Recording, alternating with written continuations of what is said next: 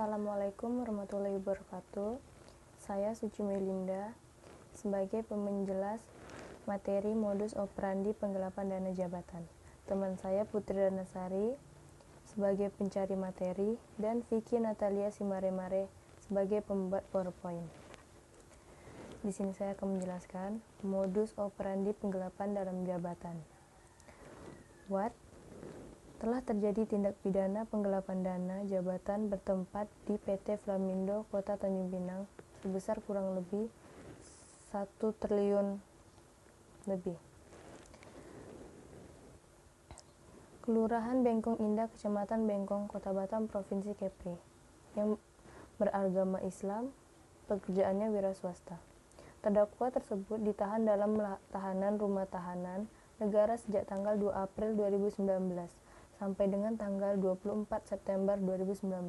Terdakwa diajukan di depan persidangan Pengadilan Negeri Padang karena terdakwa dengan dakwaan alternatif sebagai berikut. Yang pertama, pembuatan terdakwa sebagaimana diatur dan diancam pidana dalam pasal 378 KUHP. Atau yang kedua, perbuatan terdakwa sebagaimana diatur dan diancam pidana dalam pasal 372 KUHP.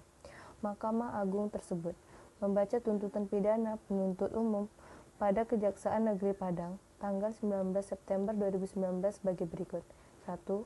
Menyatakan terdakwa Ahmad Syafi, panggilan Ahmad, terbukti secara sah dan meyakinkan bersalah melakukan tindak pidana penggelapan.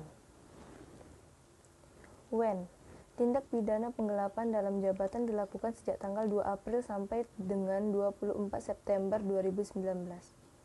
Terdakwa tersebut ditahan dalam tahanan rumah tahanan negara sejak tanggal 2 April 2019 sampai dengan 24 September 2019.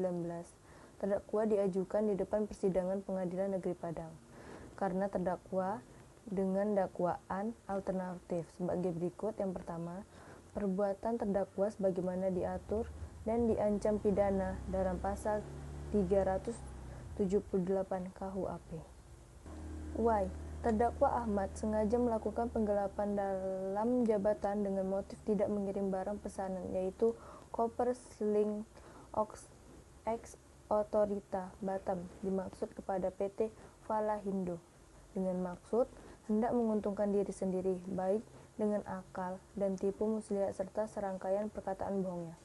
Terdakwa dengan rangkaian perkataan bohong dengan maksud hendak menguntungkan diri sendiri, baik dengan akal dan tipu muslihat, dan dengan rangkaian perkataan bohong, memberitahukan kepada saksi korban bahwa barang koper slim sudah dikirim dari Batam, sekarang dalam perjalanan, dan paling lama dalam 3 hari lagi akan sampai Pelabuhan Teluk Bayur, Kota Padang. Ketika saksi korban melakukan pengecekan di Pelabuhan Teluk Bayur, terbukti terdakwa tidak mengirim koper select ex otorita Batam dimaksud kepada PT Falahindo. Malahan sebaliknya, terdakwa justru mengirim koper select ex otorita Batam langsung ke PT Sapatin, anak perusahaan PT Semen Padang. Where bertempat di kantor PT Falahindo Kota Padang.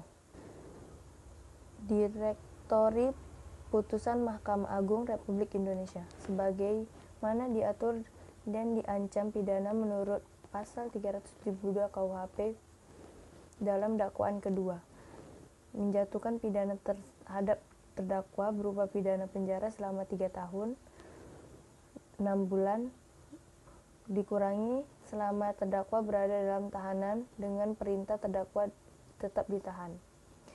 Menyatakan barang bukti sebagai berikut. Yang pertama, 1 lembar kwitansi telah diterima dari PT Falahindo uang sebesar 250 juta, pembayaran uang muka pengiriman koper select dari Batam ke Padang tanggal 24 Maret 2017, penerima Ahmad Safwi. 1 lembar kwitansi telah diterima PT Falahindo uang sejumlah 650 juta rupiah untuk pembayaran kedua pengiriman koper select Batam tanggal 3 April 2017, penerimaan Ahmad Syafi. Ahmad Syafi.